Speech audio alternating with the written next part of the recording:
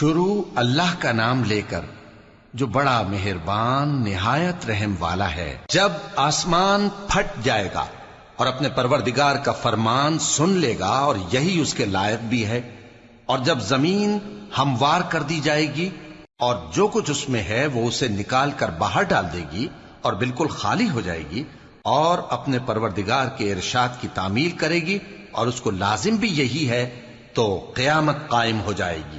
اے انسان، تو اپنے پروردگار کی طرف پہنچنے تک خوب تکلیف اٹھاتا ہے، پھر تو اس سے جا ملے گا۔ اب جس کا نامہ اعمال اس کے داہنے ہاتھ میں دیا جائے گا اس سے حساب آسان لیا جائے گا اور وہ اپنے گھر والوں میں خوش خوش واپس آئے گا، اور جس کا نامہ اعمال اس کی پیٹھ کے پیچھے سے دیا جائے گا تو وہ موت کو پکارے گا اور دوزخ میں داخل ہوگا۔ وہ اپنے اہل و عیال ہی میں مگن رہتا تھا، وہ تو خیال کرتا تھا کہ اللہ کی طرف لوٹ کر نہ جائے گا، کیوں نہیں؟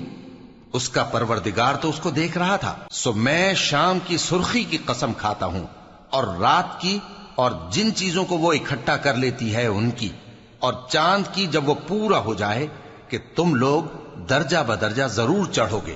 تو ان لوگوں کو کیا ہوا ہے کہ ایمان نہیں لاتے، اور جب ان کے سامنے قرآن پڑھا جاتا ہے تو سجدہ نہیں کرتے، بلکہ کافر جھٹلائے جاتے ہیں، اور اللہ ان باتوں کو جو یہ اپنے دلوں میں چھپاتے ہیں خوب جانتا ہے۔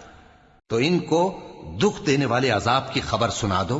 ہاں، جو لوگ ایمان لائے اور نیک عمل کرتے رہے ان کے لیے بے انتہا اجر ہے۔